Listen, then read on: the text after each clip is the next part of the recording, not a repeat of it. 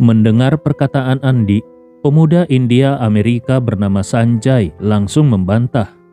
"Aku sama sekali tidak percaya kalau kau datang dari Indonesia. Itu tidak masuk akal. Jarak dari sana ke sini setidaknya hampir 10.000 kilometer. Dalam waktu sesingkat ini, bagaimana mungkin kau bisa sampai ke sini? Apa kau naik roket?" Kemudian dia mencibir. Selain itu, semua orang tahu bahwa karena perang, penerbangan ke Suriah masih belum dibuka kembali. Kalau kau ingin datang dari negaramu ke Suriah, kau pasti harus terbang ke negara tetangga dulu, lalu menggunakan transportasi darat untuk masuk. Bahkan kalaupun kau menggunakan rute tercepat dan tidak membuang waktu sedetik pun, berdasarkan perhitunganku, kau masih membutuhkan setidaknya 20 jam lebih untuk sampai ke sini. Padahal kami ditangkap belum genap 24 jam. Apakah kau punya kemampuan meramal? Kau jelas berbohong. Andi Rewa menghela napas. Dia menggelengkan kepala dengan pasrah, lalu menoleh ke Bella dan bertanya, apakah orang ini memang selalu sebodoh ini? Ekspresi Bella langsung menjadi canggung, sekaligus sedikit ragu-ragu. Jujur saja, dia sendiri tidak bisa memastikan siapa sebenarnya Andi Rewa. Selain itu, suara Andi yang dia dengar langsung sekarang terdengar sedikit berbeda dari yang dia dengar melalui pesan suara di chat sebelumnya. Ditambah lagi, Andi Rewa tidak secara langsung menyebutkan identitasnya. Jadi dia juga sedikit bingung. Bagaimanapun, perhitungan temannya tadi memang terdengar masuk akal. Pernyataan Andi, baik dari segi waktu maupun jarak, memang terasa agak tidak logis. Pada saat itu Sanjay terus berbicara. "Dengar, setiap kali pasukan tim SAR Amerika menjalankan misi, mereka selalu merencanakan segalanya dengan matang agar sukses 100%. Mereka pasti sedang menyusun strategi penyelamatan yang sempurna. Lalu akan melakukan operasi penyelamatan yang presisi. Aku yakin, tidak lama lagi mereka akan membebaskan kami." Andi Rewa mencibir. "Sudahlah, hentikan omong kosongmu. Kau pikir kau satu-satunya yang bisa bicara omong kosong?" Lalu dia berkata dengan nada serius, "Biar aku beritahu sesuatu yang mungkin akan menghancurkan harapanmu. Berita tentang kalian yang ditangkap sama sekali tidak diberitakan oleh media Eropa atau Amerika. Kau tahu apa artinya? Artinya, rakyat Amerika bahkan tidak tahu kalau kalian telah ditangkap. Jadi menurutmu, kenapa pemerintah kalian harus repot-repot mengirim pasukan untuk menyelamatkan kalian? Lupakan soal mengirim pasukan. Bahkan saat pemberontak meminta tebusan 80 juta dolar dari kedutaan kalian, permintaan itu langsung ditolak mentah-mentah. Kau masih berharap mereka akan mengirim pasukan hanya untuk menyelamatkan kalian? Apa kau pikir ayahmu itu Warren Buffett atau Bill Gates?" Beberapa pemuda Amerika langsung membantah serempak. "Aku tidak percaya. Kau pasti berbohong." Sanjay menatap Bella dan berkata dengan lantang, "Bella, kau harus berhati-hati dengan orang ini. Aku sangat curiga kalau dia adalah anggota kelompok pemberontak. Kalau tidak, sehebat apapun dia, tidak mungkin dia bisa tiba di sini dalam waktu sesingkat ini. Dan jangan lupa, tempat ini dijaga oleh hampir 2.000 tentara pemberontak. Kalau dia bukan bagian dari mereka, bagaimana mungkin dia bisa masuk ke sini hidup-hidup? Lihatlah dia mengenakan seragam pemberontak dan membawa senjata mereka. Dia jelas anggota mereka." Kemudian dia menatap Andi Rewa dengan dingin dan berkata, "Orang ini datang ke sini untuk bermain sandiwara denganmu dan menjelekkan Amerika.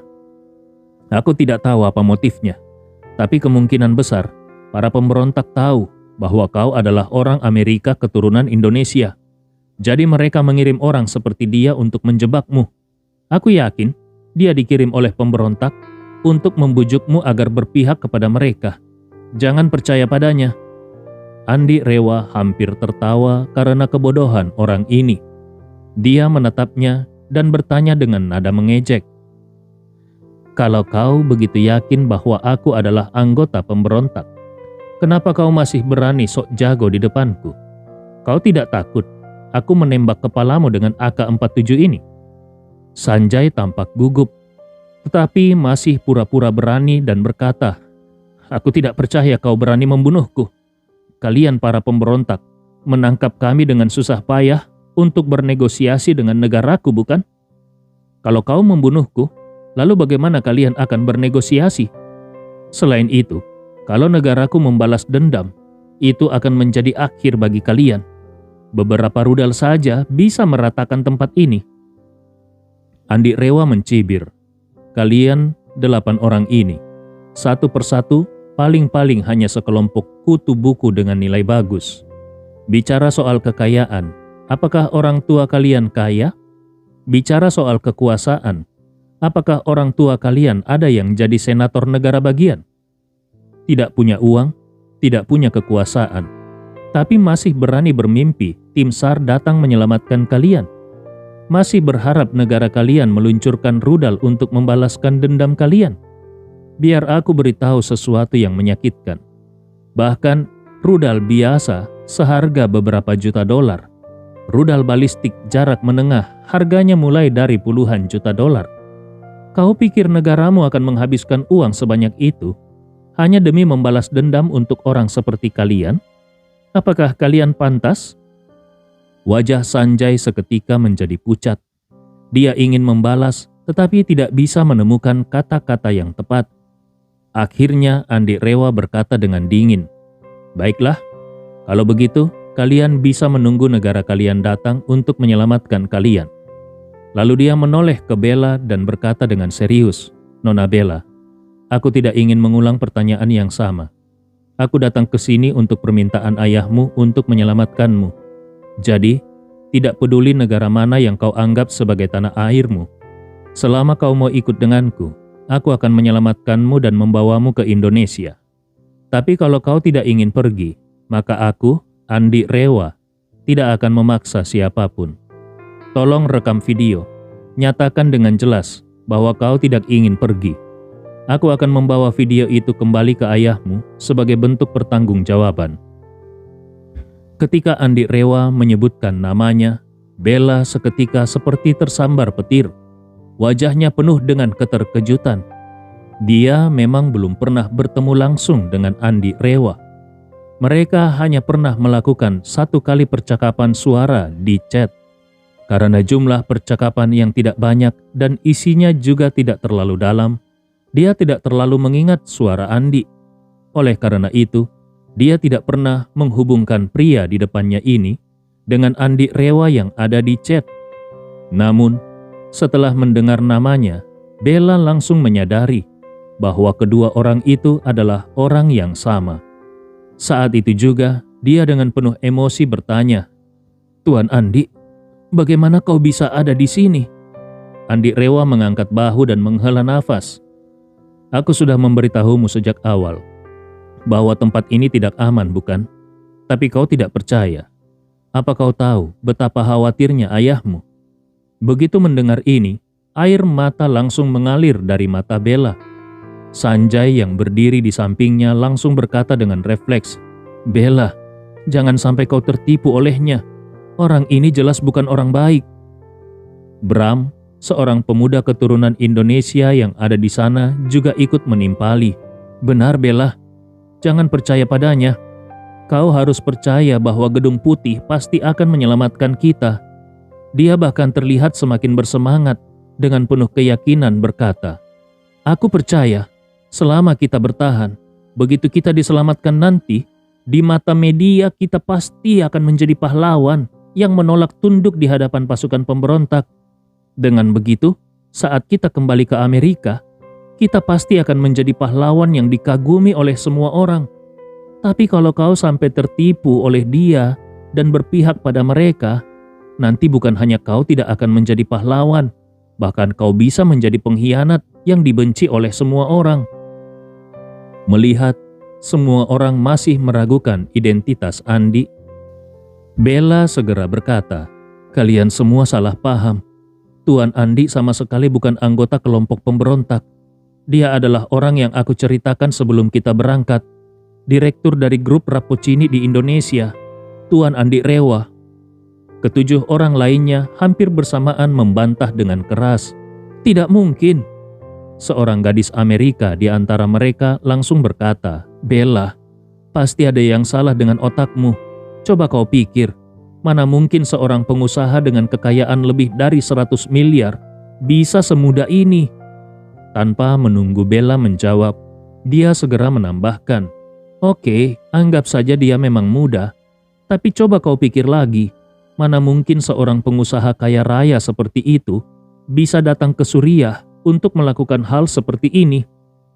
Selain itu, seperti yang sudah dijelaskan Sanjay tadi, kalau dia benar-benar orang itu, bagaimana mungkin dia bisa datang ke sini dalam waktu secepat ini?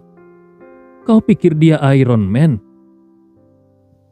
Bram juga ikut menyahut, "Benar, Bella, pikirkan baik-baik.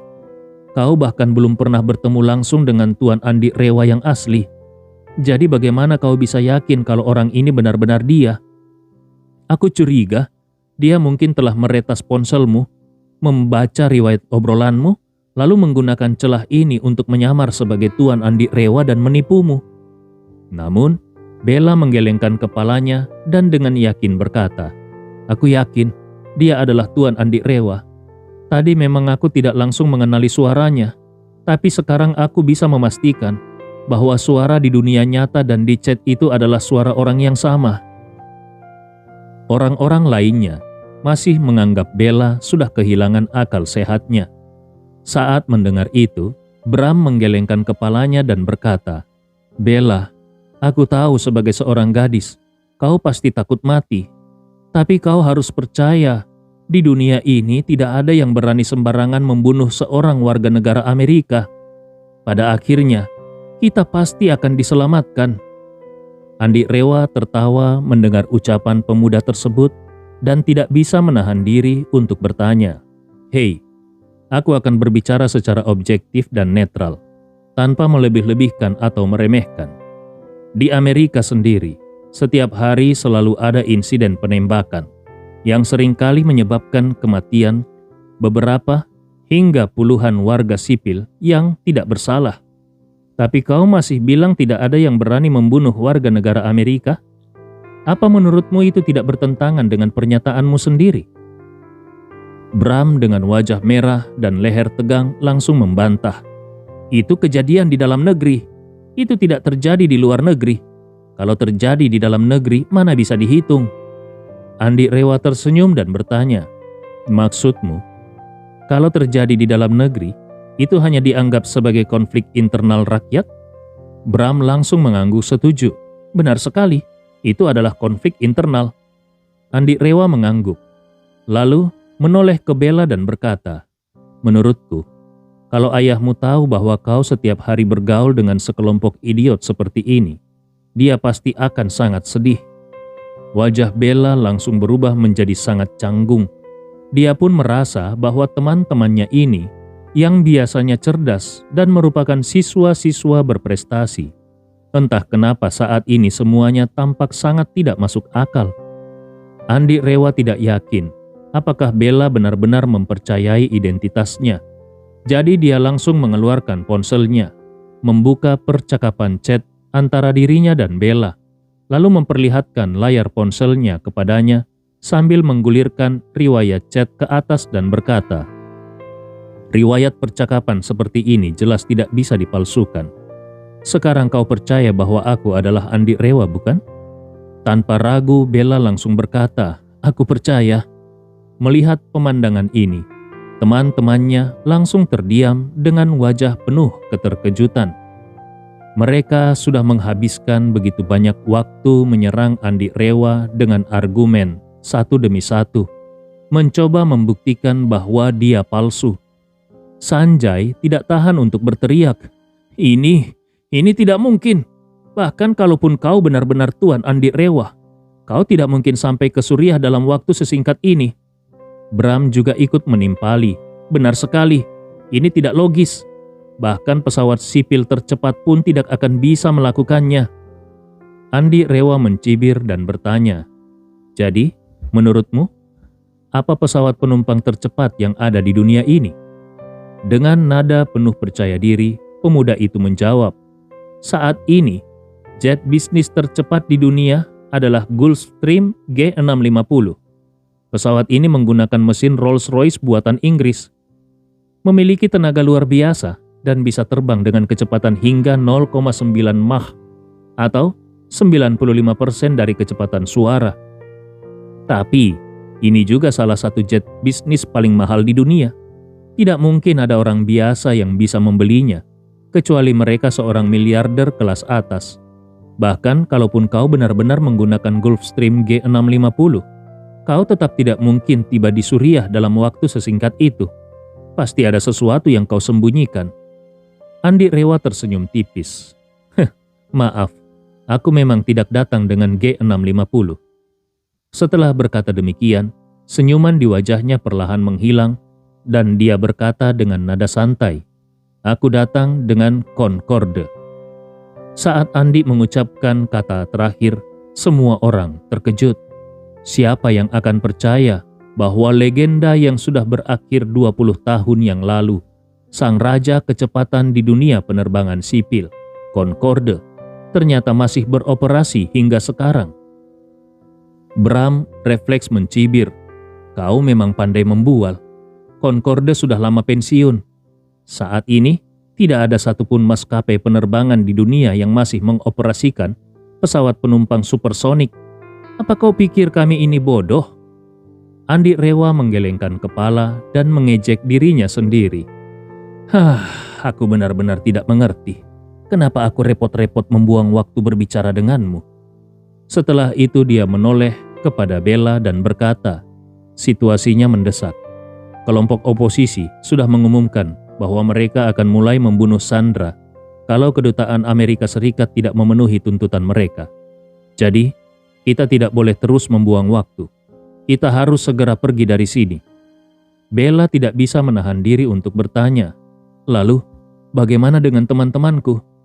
Andi Rewa mengangkat tangannya dan berkata, "Lihatlah sendiri, teman-temanmu ini seperti apa. Aku yakin kau sudah bisa menilai. Aku tegaskan sekarang, hari ini aku hanya membawa satu orang pergi, yaitu kau.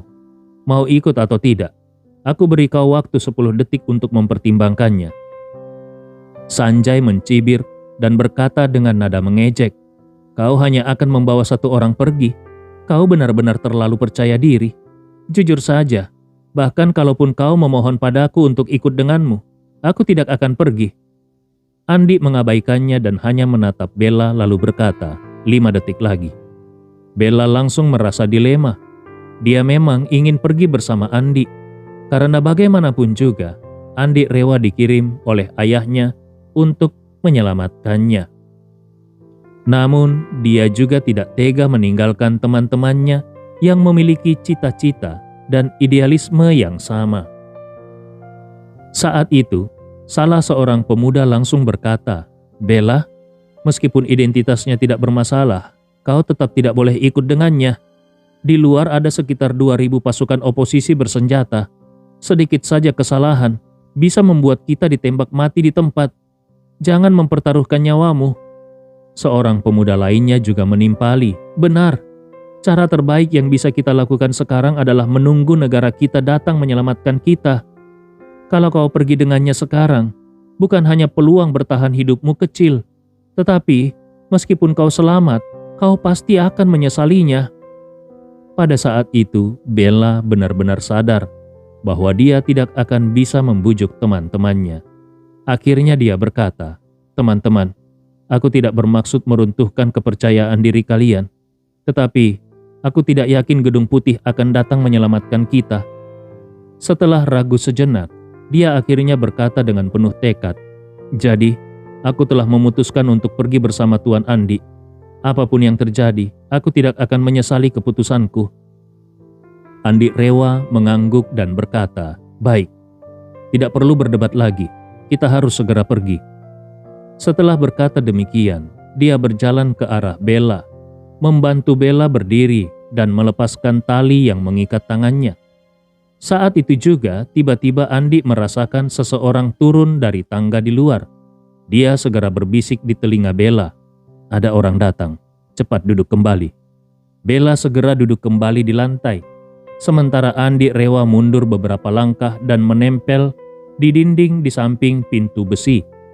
Beberapa saat kemudian, dia mendengar seseorang berbicara dalam bahasa Arab di luar. Andi bisa merasakan bahwa ada 3 orang yang sedang turun dari tangga. Pria yang memimpin sedang berbicara dengan suara keras. Kemudian, 2 orang lainnya tetap berada di luar pintu, sementara pemimpin itu masuk sendiri. Begitu dia masuk, Faisal dan yang lainnya langsung berseru dengan suara lantang, "Salam, Komandan Hamid." Mendengar ini, Andi Rewa segera meningkatkan kewaspadaannya. Tidak lama kemudian terdengar suara Komandan Hamid berbicara dengan Faisal dan anak buahnya di luar. Kemungkinan besar menanyakan situasi Sandra di dalam. Salah satu penjaga buru-buru menjawab bahwa semuanya baik-baik saja. Lalu pemimpin mereka berkata, "Buka pintunya." Segera setelah itu terdengar suara pintu besi terbuka. Beberapa saat kemudian, seorang pria berseragam kamuflase gurun masuk ke dalam ruangan. Menariknya, saat melangkah masuk, tubuhnya terlihat sedikit miring ke kiri, yang langsung membuat Andi Rewa menyadari bahwa pria ini ternyata pincang. Hamid melangkah masuk, dan begitu melihat 8 sandera itu tidak mengenakan penutup kepala, dia langsung marah dan berteriak, "Kenapa kalian tidak menutup kepala mereka? Sekarang mereka sudah melihat wajahku. Bukankah aku harus membunuh mereka semua?" Baru saja dia selesai berbicara, dia tiba-tiba menyadari ada seseorang di sisi kanannya. Dia segera menoleh dan melihat Andi yang berdiri dengan tenang sambil menatapnya dengan senyum di wajahnya. Melihat wajah asing ini, Hamid langsung panik dan refleks ingin merogoh pistol di sakunya.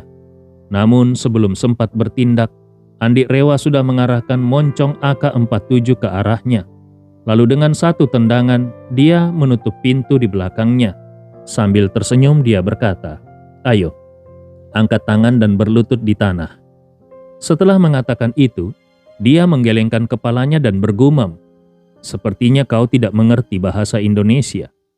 Tidak disangka, Hamid langsung menjawab dalam bahasa Indonesia, "Kau orang Indonesia?" Andi Rewa terkejut lalu bertanya dengan santai, "Oh, kau bisa bahasa Indonesia juga?" Hamid mencoba tetap tenang dan menjawab, "Aku pernah belajar di Indonesia. Awalnya, ayahku berharap aku bisa menjalin hubungan dagang yang erat dengan Indonesia. Tetapi sayangnya, dia dibunuh oleh pasukan pemerintah." Setelah itu, dia menatap Andi Rewa dengan tajam dan bertanya dengan suara dingin, "Siapa kau? Kenapa kau ada di sini? Apakah kau bagian dari pasukan pemerintah?" Andi Rewa tersenyum tipis dan berkata, "Aku bukan dari pasukan pemerintah." Ekspresi Hamid langsung berubah ketakutan. "Lalu siapa yang kau wakili?" tanyanya dengan cemas. Andi Rewa menunjuk ke arah Bella dan berkata, "Aku diutus oleh ayah gadis ini untuk membawanya pulang." Setelah itu, dia menatap Hamid dan berbicara dengan nada mengejek, "Kau ini benar-benar tidak tahu malu. Perang tetaplah perang, tetapi menculik beberapa mahasiswa bodoh ini, apa kau tidak takut ditertawakan orang lain?" Hamid menggertakkan giginya dan membentak, "Jangan bicara omong kosong. Aku menculik mereka karena mereka berpihak pada pasukan pemerintah. Mereka adalah musuhku. Dan kau berani datang ke tempatku dan ingin membawa mereka pergi? Apa kau pikir tempat ini bisa kau masuki dan tinggalkan sesuka hatimu?" Andi Rewa tersenyum dan berkata, "Kalau bisa, lalu bagaimana? Percaya atau tidak, aku bisa membunuhmu sekarang dan tetap keluar dari sini dengan selamat." Hamid langsung membentak, "Di luar ada anak buahku. Kau tidak mungkin bisa melarikan diri." Andi Rewa menggelengkan kepalanya dan berkata santai, "Salah. Yang ada di luar adalah anak buahku." Setelah itu dia membuka pintu dan memberi perintah kepada Faisal, "Tangkap 2 orang yang berjaga di luar. Jangan biarkan orang-orang di halaman mendengar apapun." Tanpa ragu, Faisal mengangguk dan berkata, "Siap." Hamid terkejut dan berteriak marah. "Faisal, kau berani mengkhianatiku? Mengkhianati perjuangan kita untuk menggulingkan pasukan pemerintah?" Namun Faisal hanya tersenyum tenang. Dia menatap Andi dengan penuh hormat, lalu berkata tanpa ragu, "Maaf, mulai sekarang aku hanya setia kepada tuan ini."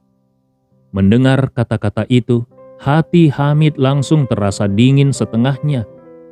Bagaimanapun, dia telah memimpin pasukan selama bertahun-tahun dan memiliki pemahaman yang tajam tentang situasi strategis.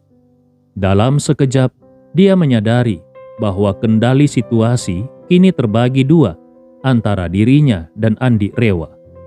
Dia bergumam di dalam hati, "Di dalam ruang bawah tanah ini, semua kendali ada di tangan pria ini. Dia memiliki senjata yang mengarah padaku, dan dia juga sudah menyuap anak buahku. Dia bisa membunuhku kapan saja di dalam ruangan ini. Namun, aku juga tidak sepenuhnya kalah. Bagaimanapun juga, sehebat apapun dia tidak mungkin bisa mengendalikan seluruh pangkalanku yang berisi 2.000 orang. Kalau dia benar-benar punya kemampuan seperti itu, dia pasti sudah langsung menggulingkanku sejak awal. Tidak mungkin dia harus bersusah payah menyusup ke ruang bawah tanah ini." Memikirkan hal itu, Hamid segera berkata kepada Andi, "Teman, kita berdua tidak perlu gegabah. Apapun masalahnya, kita bisa membicarakannya dengan baik. Lagi pula, aku pernah belajar di Indonesia selama bertahun-tahun. Melihatmu membuatku merasa akrab." Andi Rewa mengangguk dan tersenyum. "Kau ingin berbicara? Itu mudah. Aku hanya punya satu syarat. Biarkan aku membawa orang-orang ini pergi dan aku tidak akan menyulitkanmu. Kalau tidak, aku akan membunuhmu sekarang juga." Sambil berbicara, Andi Rewa menatapnya dengan serius dan melanjutkan, "Setelah aku membunuhmu, selama aku bergerak cepat, anak buahmu belum tentu bisa bereaksi tepat waktu. Lagi pula, ketika aku masuk ke sini, mereka tidak menyadarinya. Jadi, aku yakin saat aku pergi nanti, mereka juga tidak akan mengetahuinya." Mendengar itu, Hamid langsung menjadi tegang. Dia bukan orang bodoh.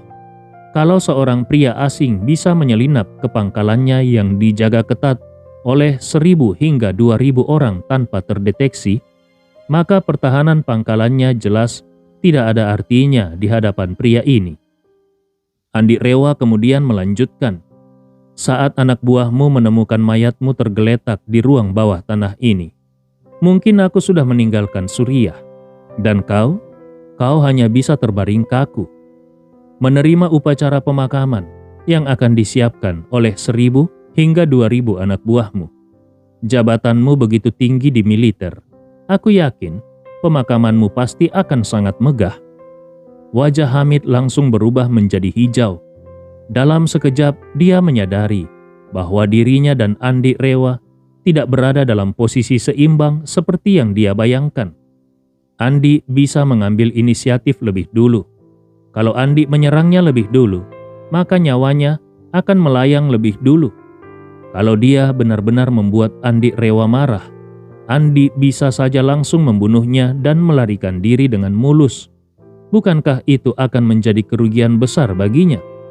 Memikirkan hal ini, ekspresi Hamid menjadi sangat suram. Melepaskan Sandra, tentu saja itu adalah hal yang paling tidak dia inginkan. Bagaimanapun juga, dia masih berencana menggunakan para sandera ini untuk memeras uang dari Kedutaan Besar Amerika Serikat.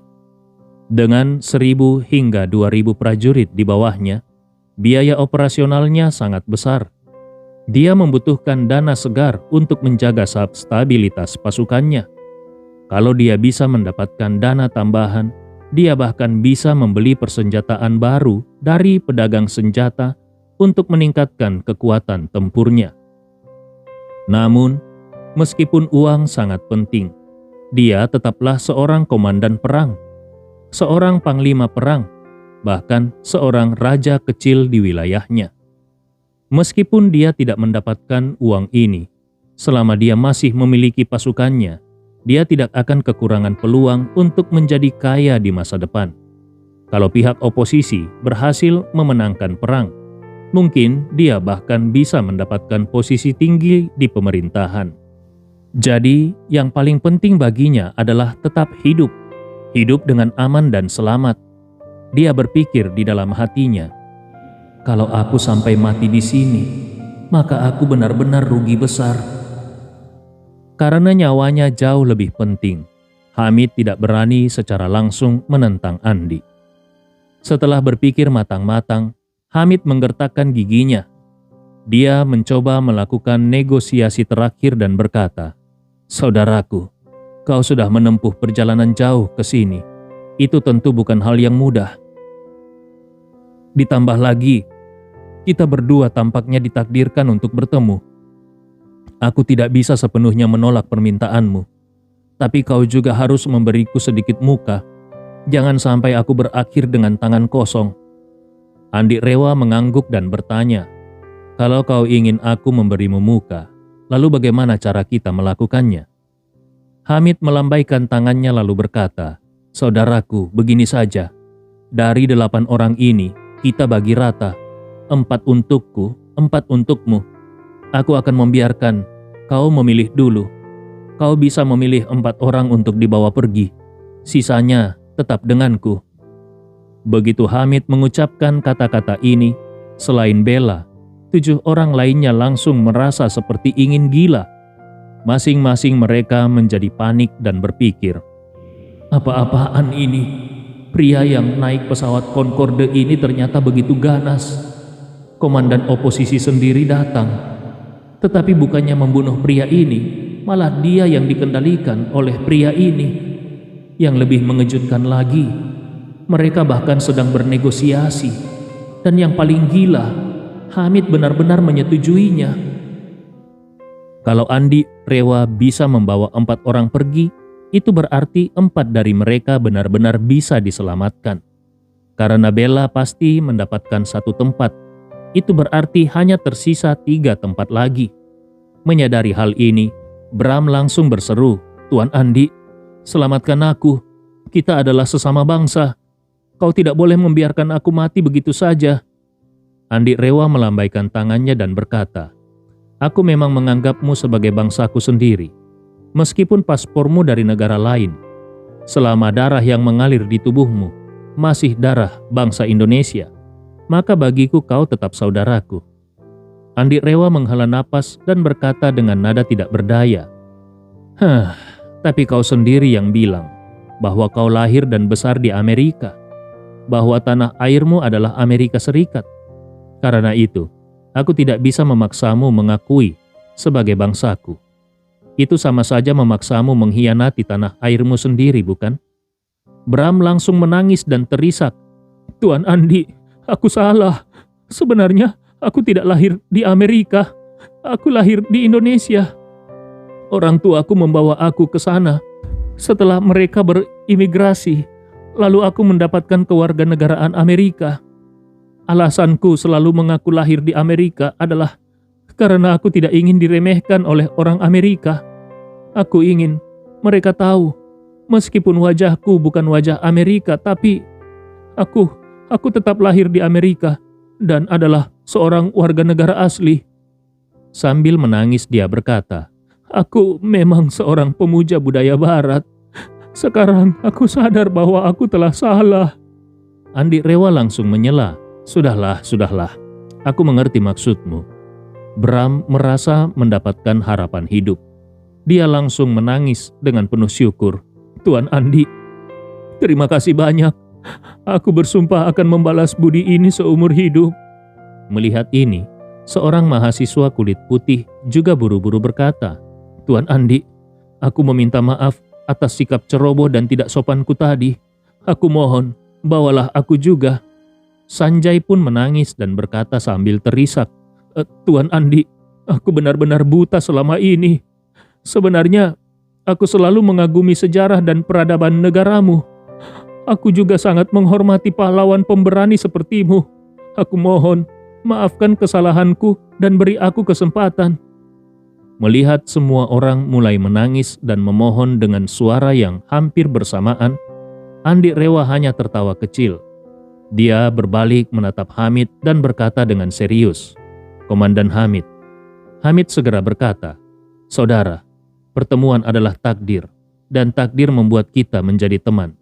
Jangan panggil aku komandan, itu terlalu formal. Panggil saja aku Hamid." Lalu dia tersenyum dan berkata, "Saudaraku, silakan pilih. Bahkan kau bisa memilih 5 orang. Tenang saja, aku adalah orang yang sangat menjunjung tinggi kepercayaan. Baik dalam perdagangan maupun dalam berperang. Aku selalu memegang teguh janjiku. Kalau aku sudah mengatakan akan membiarkanmu membawa 5 orang, aku pasti tidak akan ingkar." Mendengar hal ini, keinginan ke-7 orang tadi untuk bertahan hidup menjadi semakin besar. Namun, Andi Rewa melambaikan tangannya dan berkata, "Aku juga orang yang menjunjung tinggi etika dan kehormatan. Prinsip yang selalu aku pegang adalah, kalau seseorang menghormatiku 1 meter, aku akan membalas dengan 10 meter. Jadi, dari 8 orang ini, aku hanya akan membawa Nona Bella. Sisanya tetap milikmu." Begitu mendengar kata-kata ini, 7 orang lainnya langsung menangis meraung-raung. Bram menangis dan berteriak, "Tuan Andi, kita adalah sesama warga Indonesia. Kau tidak bisa meninggalkanku dalam keadaan seperti ini." Sanjay dan yang lainnya juga menangis terseduh-seduh. Suara permohonan dan ratapan mereka tak henti-hentinya. Bella pun tidak tega melihat mereka, lalu memohon, "Tuan Andi, mereka memang sangat picik dan tidak mengenal orang yang sebenarnya berada di hadapan mereka. Tapi kumohon, jangan samakan dirimu dengan mereka. Kalau memungkinkan, tolong selamatkan lebih banyak orang. Akan lebih baik kalau kau bisa membawa mereka semua pergi." Andi Rewa dengan tenang menjawab, "Bella, aku datang menyelamatkanmu hanya karena menghormati ayahmu. Tapi kalau aku harus menyelamatkan mereka, itu berarti aku harus menghormati siapa?" Bella merasa malu, tapi demi keselamatan teman-temannya, dia tetap menggigit bibir dan berkata, "Tuan Andi, kumohon, tolong anggap ini sebagai bentuk penghormatan kepadaku. Aku tahu permintaan ini sangat tidak pantas dan terlalu berlebihan, tapi aku benar-benar memohon, tolong selamatkan mereka." Namun, Andi Rewa menggelengkan kepalanya dan dengan tegas menolak. "Aku tidak akan memberikanmu penghormatan ini, karena sejak awal, teman-teman Amerikamu itu tidak pernah memberiku sedikit pun penghormatan. Aku bukan orang yang menjilat barat. Aku tidak peduli apakah mereka orang Amerika atau dari planet Mars. Kalau mereka tidak menghormatiku, aku juga tidak akan menghormati mereka." Setelah mengatakan itu, dia menoleh ke Hamid, lalu menunjuk Bella dan berkata dengan tegas, "Aku hanya akan membawa dia pergi." Hamid mengentakkan kakinya dan berkata, "Baiklah, kalau begitu, aku tidak akan banyak bicara lagi. Aku akan langsung memberi perintah kepada anak buahku. Kalian berdua bisa pergi dengan bebas. Tidak ada yang akan menghalangi kalian." Setelah itu, Hamid bergeser ke samping. Dia membuka jalan dan berkata, "Saudaraku, silakan." Andi Rewa melambaikan tangannya dan berkata, "Bukannya aku tidak percaya, tapi bagaimanapun juga, tempat ini adalah wilayahmu. Aku harus tetap berhati-hati. Aku ingin kau menyiapkan sebuah helikopter dan mendaratkannya di halaman tanpa membawa amunisi apapun. Selain pilot, semua orang harus ditarik mundur. Lalu, kau harus ikut mengantar kami berdua sampai ke tempat di mana orang-orangku akan menjemputku. Setelah itu, aku akan membiarkanmu pergi. Bagaimana menurutmu?" Wajah Hamid tampak canggung dan dia berkata, "Bagaimana kalau saat kita tiba di sana, kau berubah pikiran? Bagaimana kalau kau ingin menculikku? Sekarang pemerintah menawarkan hadiah jutaan dolar untuk kepalaku. Bagaimana aku bisa yakin bahwa kau tidak akan tergoda oleh uang itu?" Andi Rewa tertawa geli. Dia menunjuk wajahnya sendiri dan bertanya, "Kau bilang aku, Andi Rewa, tergoda oleh uang? Aku baru saja naik pesawat Concorde yang bernilai miliaran dolar untuk ke tempat terpencil ini. Dan kau pikir aku akan tergoda hanya karena beberapa juta dolar untuk kepalamu?" Hamid menelan ludahnya dan spontan bertanya, "Pesawat Concorde? Saudaraku, apakah kau berasal dari keluarga Rewa di Indonesia?" Andi Rewa bertanya dengan penasaran, "Kau juga pernah mendengar tentang keluarga Rewa?" Hamid segera menunjukkan ekspresi penuh kekaguman dan berkata, "Tentu saja, aku sudah sering mendengar tentangnya. Dulu aku kuliah di Jakarta, dan keluarga Rewa serta keluarga Smith adalah keluarga papan atas di sana. Saat itu, aku sudah tahu nama besar mereka." Setelah mengatakan itu, Hamid bertanya dengan penuh hormat, "Saudara, apakah tebakanku benar?" Andi Rewa tidak menyembunyikan apapun. Dia mengangguk dan berkata, "Benar, aku memang dari keluarga Rewa." Begitu kata-kata ini keluar, 7 orang lainnya langsung gemetar ketakutan. Mereka semua adalah mahasiswa berbakat di bidang keuangan, memiliki pemahaman yang mendalam tentang ekonomi berbagai negara, dan tentu saja mereka tahu betapa kuatnya keluarga-keluarga super kaya di Indonesia. Begitu mendengar bahwa Andi Rewa adalah keturunan keluarga Rewa, mereka langsung mengerti kenapa Andi Rewa bisa menaiki pesawat Concorde dan tiba di Suriah dalam waktu sesingkat itu. Inilah kekuatan keluarga Rewa. Sayangnya, orang-orang cerdas seperti mereka justru gagal melihat gunung tinggi yang ada di depan mata. Di samping, Hamid langsung mengacungkan jempolnya dan berkata dengan kagum, "Tak kusangka, saudaraku benar-benar dari keluarga Rewa. Sebagai keturunan keluarga Rewa, kau masih berani datang sendirian ke sini. Itu benar-benar luar biasa. Aku sangat mengagumimu." Andi Rewa tersenyum ringan.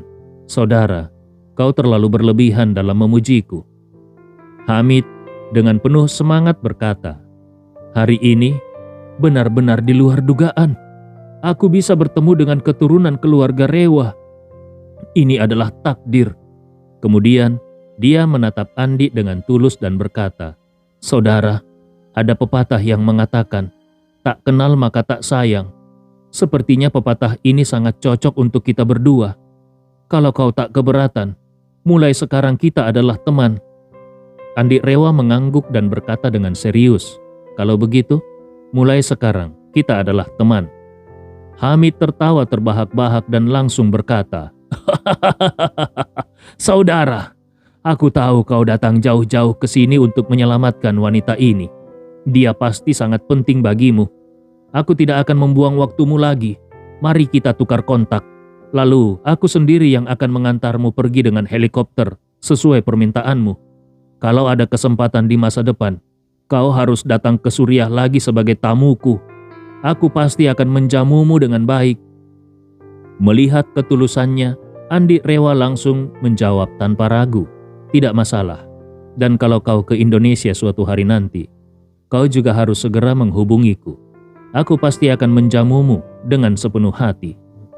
Saat mereka berbicara, Bram tiba-tiba menangis dan berkata, "Tuan Andi, kau adalah pewaris keluarga besar dengan kekuatan kekayaan triliunan.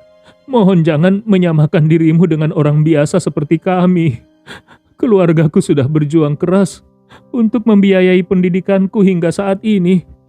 Aku mohon, berikan aku kesempatan dan tolong selamatkan aku. Aku akan bersujud kepadamu." Sambil berbicara, meskipun tangannya masih terikat di belakang, Bram berusaha mati-matian untuk berlutut dan bersujud. Namun, Andi Rewa tetap menunjukkan ekspresi dingin dan berkata, "Sudahlah, berhenti bermain sandiwara. Apapun yang kau katakan, aku tidak akan membawamu pergi." Setelah mengatakan itu, dia menoleh kepada Bella dan berkata dengan tenang, "Nona Bella, ayo kita pergi." Begitu mendengar ini, Bram langsung menunjukkan wajah penuh kebencian. Dia menatap Bella dengan marah dan berteriak, "Bella, aku datang ke sini demi dirimu. Kau benar-benar tega meninggalkanku di sini dan melarikan diri sendiri. Apa kau masih punya hati nurani?" Dua mahasiswi lainnya juga menangis dan berkata dengan sedih, "Bella, kita semua teman baik. Bagaimana kau bisa meninggalkan kami di saat seperti ini? Kalau kau meninggalkan kami pasti akan mati." Sanjay juga menangis dan berkata, "Bella, aku tidak ingin mati. Orang tuaku telah menabung sepanjang hidup mereka untuk menyekolahkanku. Aku tidak bisa mati begitu saja di tempat ini." Mendengar semua itu, air mata Bella langsung mengalir deras. Dia menatap Andi dengan pandangan penuh belas kasihan. Matanya yang indah dipenuhi permohonan. Namun, Andi Rewa langsung berkata dengan suara dingin, "Jangan khawatir, pasukan marinir Amerika Serikat pasti akan datang menyelamatkan kalian." Setelah itu dia menatap Bella dan berkata dengan tegas, "Nona Bella, sudah waktunya pergi." Mendengar kata-kata itu, Bella langsung bingung dan tidak tahu harus berbuat apa. Dia bisa melihat bahwa Andi tidak sedang bercanda. Dia juga tidak menyangka kalau teman-temannya ternyata begitu bodoh. Sejak sebelum Andi mengungkapkan identitasnya, mereka sudah menyinggungnya habis-habisan. Sekarang, tidak peduli seberapa keras mereka memohon, sangat masuk akal kalau Andi tidak mau menyelamatkan mereka. Namun, meskipun Bella sangat ingin meninggalkan tempat ini dan kembali ke Makassar untuk berkumpul dengan ayahnya, tapi meninggalkan begitu banyak teman dan pergi sendiri membuat hatinya tidak tenang. Sesaat, Bella bahkan berpikir untuk tetap tinggal bersama teman-temannya, hidup atau mati bersama mereka. Dengan begitu, walaupun menghadapi kemungkinan terburuk, dia bisa hidup dengan hati yang tenang. Kalau saat ini dia pergi sendiri, sementara ketujuh temannya mati di sini, dia akan dihantui rasa bersalah seumur hidupnya. Andi Rewa tidak menyangka bahwa para mahasiswa berpendidikan tinggi ini yang ternyata sangat bodoh, sekarang justru mati-matian ingin menyeret Bella ikut tenggelam bersama mereka. Mereka menggunakan segala cara, menghina, mencaci, memohon, bahkan berpura-pura menyedihkan untuk menggempur pertahanan psikologis Bella. Tujuan mereka hanya dua. Pertama, agar Bella membawa mereka semua pergi. Kedua, kalau tidak bisa, setidaknya Bella juga harus tinggal bersama mereka dan mati bersama. Andi Rewa menatap Bella dan melihat betapa ragu-ragunya ekspresi gadis itu. Bahkan, ada tanda-tanda kalau Bella mulai menyerah dan siap untuk tinggal. Andi Rewa langsung merasa ada yang tidak beres. Anak muda seringkali terperangkap dalam konsep palsu tentang kesetiaan dan persahabatan. Jadi, tanpa memberi Bella kesempatan untuk berpikir lebih jauh, Andi Rewa langsung membuka pintu dan memanggil Faisal di luar. "Bawa Nona Bella keluar dari sini." Faisal yang baru saja mengamankan dua penjaga, Hamid, bersama 4 orang lainnya, segera melangkah maju. Dia menatap Bella dengan dingin dan berkata, "Nona Bella, silakan ikut aku." Awalnya Bella masih ragu-ragu, tetapi begitu Andi memerintahkan Faisal untuk membawanya pergi secara paksa, kesadarannya akan perlawanan langsung bangkit. Dia pun berteriak, "Aku tidak mau, aku tidak akan pergi. Aku ingin tinggal di sini bersama teman-temanku." Begitu kata-kata itu keluar, ekspresi ketujuh orang lainnya langsung melunak. Bahkan beberapa dari mereka tampak sedikit bersemangat. Andi Rewa melihat semua ini dan merasa semakin muak. Di saat genting, mereka tidak hanya gagal melarikan diri sendiri, tetapi juga tidak ingin teman mereka selamat. Mereka justru berharap teman mereka tetap tinggal dan mati bersama mereka. Ini adalah sisi paling kotor dari sifat manusia. Dengan nada tegas, Andi Rewa langsung memberikan perintah kepada Faisal, "Tutup mulutnya dan bawa dia keluar." Begitu mendengar perintah ini, emosi Bella semakin bergejolak. Dia berteriak, "Jangan sentuh aku! Aku tidak akan pergi!" Kemudian, dia menatap Andi dan berteriak, "Tuan Andi, tolong sampaikan pesan kepada ayahku. Katakan padanya kalau aku tidak bisa lagi berbakti kepadanya. Jangan salahkan aku. Aku datang ke Suriah bersama teman-temanku. Kalau aku pergi sendirian, aku tidak akan pernah memaafkan diriku sendiri." Andi Rewa mengerutkan kening dan menatapnya tajam. Dia balik bertanya, "Apa otakmu juga sudah terjangkit kebodohan mereka bertujuh?" Bella berteriak, "Tidak, aku sudah memikirkannya dengan matang. Aku siap menanggung semua konsekuensi dan aku tidak akan pernah menyesal." Andi Rewa merasa kepalanya nyaris meledak karena marah. Dia menunjuk Bella dan membentaknya, "Tutup mulutmu. Sebelum aku datang, hidup atau matimu bukan urusanku. Tapi sekarang aku ada di sini. Kau hanya punya satu pilihan, yaitu hidup. Bahkan kalaupun kau ingin mati, aku tidak akan membiarkanmu mati." Bella menuntut dengan marah, "Kenapa? Aku berhak memilih untuk tidak pergi denganmu?" Andi Rewa menunjuk ke arah Hamid dan balik bertanya, "Saat mereka menculikmu, kenapa kau tidak mengatakan hal yang sama padanya?" Bella langsung terdiam. Dia membuka mulut ingin membalas, tapi tidak bisa menemukan kata-kata yang tepat. Andi Rewa berkata dengan suara dingin, "Sudah cukup. Aku malas berdebat denganmu. Hari ini mau atau tidak, kau harus pergi. Kalau kau benar-benar ingin mati di sini, tunggu sampai kita kembali ke Indonesia, dan aku menyerahkanmu dengan selamat kepada ayahmu di Makassar. Setelah itu, kalau kau masih ingin kembali ke sini untuk mati, terserah kau. Itu bukan lagi urusanku." Bella refleks menjawab, "Tapi aku tidak mau pulang." Andi Rewa mendengus dingin, "Kau tidak mau? Ada banyak hal yang tidak kau inginkan, tetapi aku tetap akan membawamu pergi." Setelah itu dia memberi perintah kepada Faisal, "Sumpal mulutnya, aku tidak ingin mendengar dia berbicara lagi."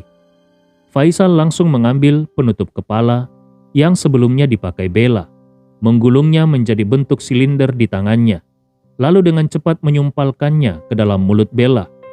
Bella langsung tidak bisa berbicara.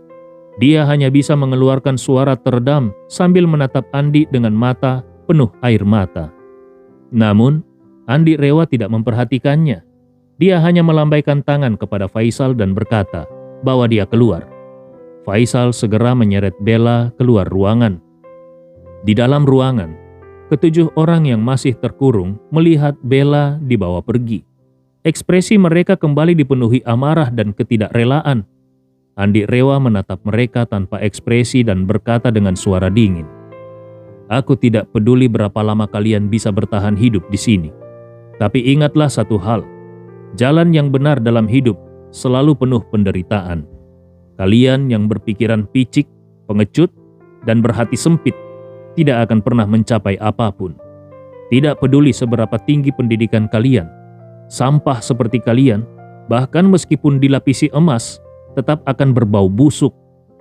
Setelah mengatakan itu, Andi Rewa berbalik dan menatap Hamid. Dia berkata dengan tenang, "Saudara Hamid, mohon antarkan kami pergi." Tanpa basa-basi, Hamid langsung membuat gerakan mempersilakan dan berkata, "Silakan saudaraku." Andi Rewa mengangguk dan bersama Hamid keluar dari ruangan. Sebelum pergi, dia memerintahkan agar pintu besi dikunci kembali. Tidak peduli seberapa keras 7 orang di dalam itu berteriak dan menangis, Andi Rewa tidak menunjukkan sedikit pun belas kasihan. Setelah itu, Hamid menepati janjinya. Dengan menggunakan radio, dia memerintahkan anak buahnya untuk menurunkan semua amunisi dari salah satu helikopter tempur. Dia juga menarik semua penjaga dari halaman di atas mereka. Kemudian, dia meminta pilot terbaiknya untuk menerbangkan helikopter itu dan mendaratkannya di halaman. Setelah semuanya siap, Hamid berkata kepada Andi, "Saudaraku, helikopter sudah siap, mari kita naik sekarang." Andi Rewa mengangguk dan berkata kepada Faisal dan anak buahnya, "Kalian semua tetap tinggal di sini." Mereka serempak menjawab, "Siap." Andi Rewa kemudian menarik Bella yang tangannya masih terikat dan berkata kepada Hamid, "Kita bertiga naik ke helikopter." Bella tidak bisa berbicara, dia hanya bisa menangis dalam diam. Melihat ini, Hamid melepas pistolnya dan melemparkannya ke tanah. Dia berkata kepada Andi, "Saudaraku, biar aku yang jalan dulu. Kau masih memegang senjata, sementara kakiku cacat. Kau tidak perlu khawatir, aku akan mencoba melarikan diri." Andi Rewa makin menghormati karakter Hamid. Dia mengangguk ringan dan berkata, "Terima kasih, saudaraku." Melihat Hamid berjalan terpincang-pincang menaiki tangga, Andi Rewa merasa penasaran dan bertanya, "Saudara, apakah kakimu pernah terluka?" Hamid menoleh ke belakang. Dia menatap kaki kirinya dan menghela nafas. Kaki kiriku pernah mengalami cedera parah dalam pertempuran. Saat itu, terkena pecahan bom yang meledak. Hampir tidak ada pilihan lain selain amputasi. Namun beruntungnya, setelah banyak usaha, aku berhasil mempertahankan kakiku. Sayangnya, kerusakan yang terjadi tidak bisa diperbaiki. Setelah sembuh, otot di kakiku menyusut parah. Fungsinya pun sangat menurun, sehingga aku menjadi pincang. Sambil berbicara, dia menghela napas dan berkata, "Di tempat seperti Suriah ini, menjadi seorang komandan yang pincang benar-benar penuh dengan kesulitan yang tak terbayangkan." Meskipun pincang bukanlah cacat yang terlalu serius, tetapi Hamid adalah pemimpin tertinggi dari pasukan bersenjata. Cedera kakinya ini sangat mempengaruhi citra dan wibawanya. Yang lebih parah lagi, rasa percaya dirinya juga terpukul hebat. Dulu, Hamid adalah seorang jenderal yang penuh ambisi. Dia berharap bisa membuat pencapaian besar di medan perang yang kacau ini, bahkan bercita-cita menjadi pemimpin tertinggi dari seluruh pasukan oposisi. Namun, sejak kakinya pincang, pengaruhnya menurun drastis dan kepercayaan dirinya pun runtuh. Awalnya, pasukannya berjumlah hampir 10.000 orang, termasuk salah satu kekuatan terbesar di kelompok oposisi. Namun, beberapa orang kepercayaannya melihat dia pincang dan kehilangan kepercayaan diri, lalu diam-diam menghasut sebagian pasukan untuk berpisah dan membentuk kekuatan sendiri. Akibatnya, jumlah tentaranya menyusut drastis. Kadang-kadang, kenyataan memang sangat kejam. Selama seseorang memiliki cukup wibawa untuk menakuti bawahannya, bawahannya akan setia layaknya kucing yang jinak atau anjing yang patuh. Namun, begitu kekuatan dan kondisi fisik seseorang menurun, bawahannya akan mulai menumbuhkan naluri serigala dan harimau. Bagi mereka yang memiliki sedikit moral, mereka hanya akan memilih untuk memisahkan diri dan membentuk kelompok baru. Tetapi bagi mereka yang tidak punya moral, mereka bahkan bisa saja membunuh pemimpin mereka sendiri untuk merebut kekuasaan. Contoh seperti ini sudah sering terjadi dalam sejarah.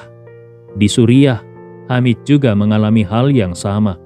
Negara ini sangat terbelakang secara ekonomi dan memiliki banyak daerah pegunungan. Karena itu, mobilisasi pasukan sangat bergantung pada tenaga manusia dan hewan seperti kuda atau keledai.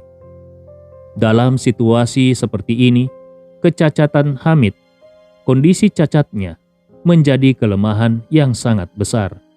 Saat pasukan bertempur di medan pegunungan, dia tidak bisa maju ke garis depan untuk memberikan semangat kepada tentaranya. Ketika pasukan bergerak dalam skala besar di daerah pegunungan, dia juga tidak bisa ikut serta.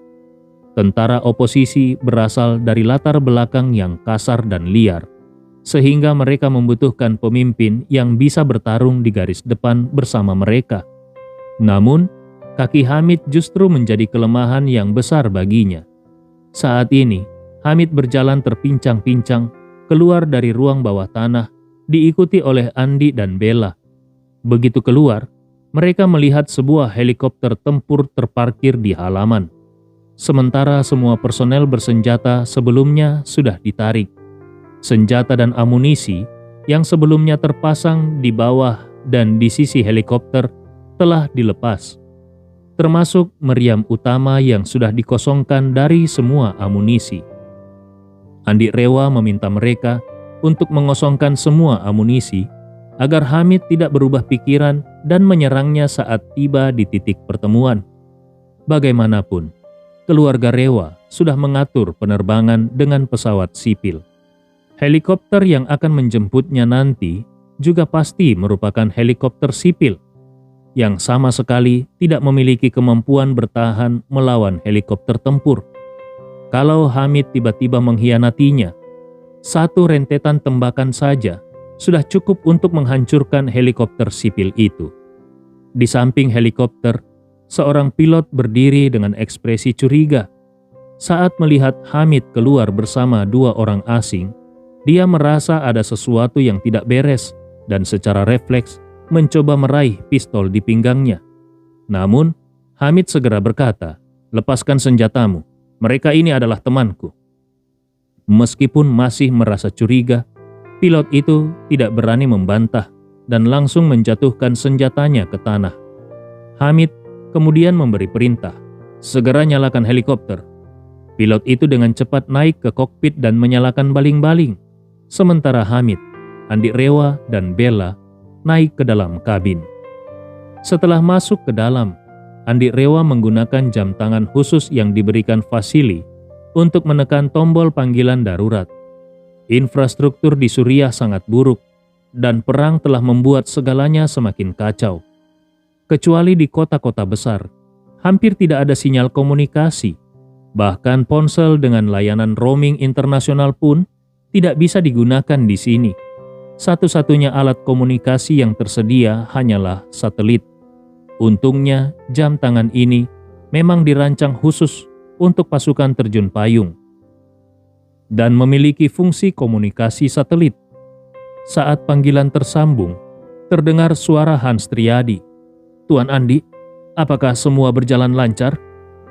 Andi Rewa menjawab, "Semua berjalan lancar, bahkan lebih cepat dari yang direncanakan. Segera kirim helikopter ke lokasi pertemuan. Aku akan tiba dalam 15 menit. Hans Triadi terkejut dan bertanya, "Tuan, bagaimana mungkin kau bisa mencapai tempat itu dengan begitu cepat? Bukankah jaraknya puluhan kilometer melewati pegunungan?" Andi Rewa tertawa. "Komandan oposisi Hamid secara pribadi menyediakan helikopter untuk mengantar kami." Mendengar hal itu, Hans Triadi langsung sadar bahwa Andi Rewa pasti telah berhasil mengendalikan Hamid. Dia sangat terkejut hingga tidak tahu harus berkata apa.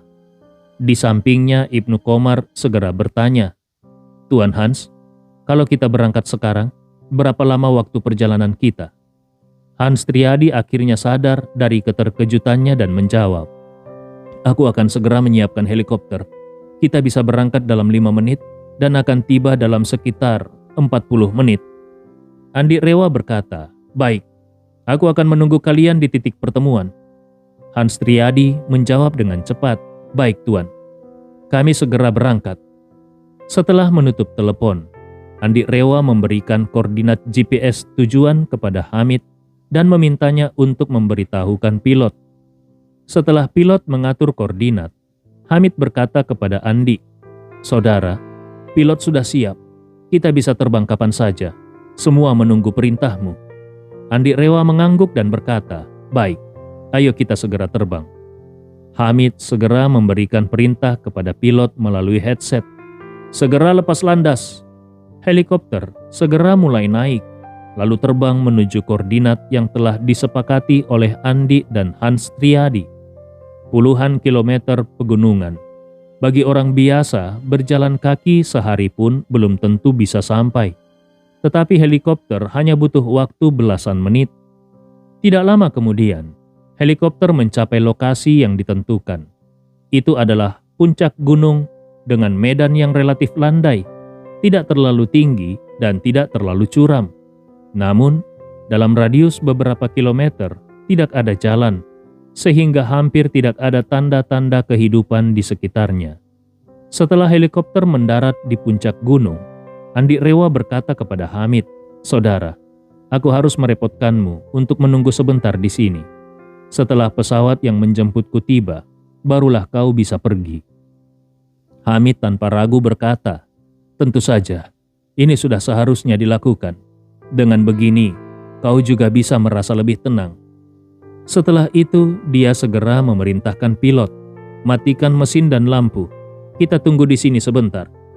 Pilot segera mengikuti perintah. Saat mesin helikopter berhenti beroperasi, suasana di sekitar langsung menjadi hening. Dalam keheningan itu, suara isak tangis Bella terdengar. Saat ini dia sudah tidak tahu berapa banyak air mata yang telah dia tumpahkan. Andi Rewa mengulurkan tangannya dan melepaskan penutup kepala yang menyumpal mulut Bella. Begitu terbuka, kata pertama yang keluar dari mulut Bella adalah, "Bawa aku kembali.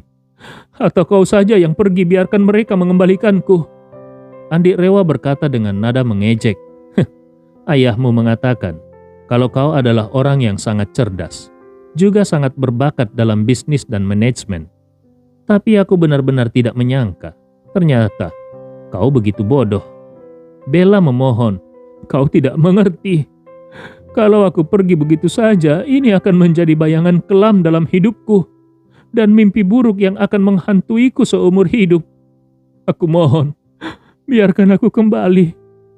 Kalau teman-temanku semua mati dan hanya aku yang selamat, aku akan menderita dan tersiksa seumur hidup.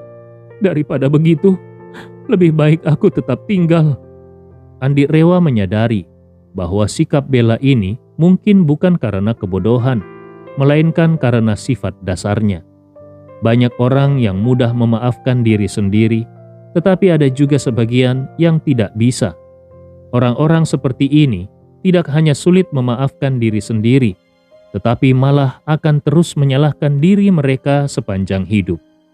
Kalau ketujuh orang itu benar-benar mati, Bella mungkin tidak akan pernah bisa memaafkan dirinya sendiri.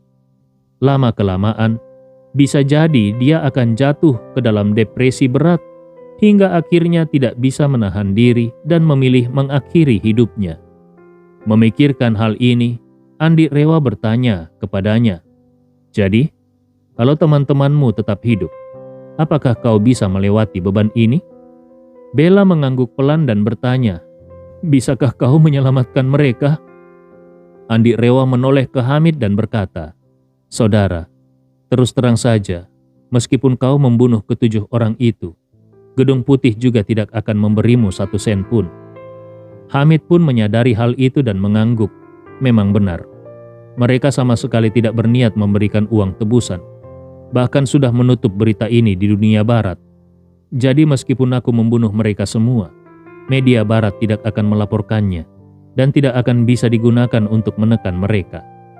Sambil menghela napas, dia menggertakkan giginya dan berkata, "Baiklah, kalau kau memintanya, aku akan membebaskan mereka atau mengirimkan helikopter lain untuk membawa mereka ke sini."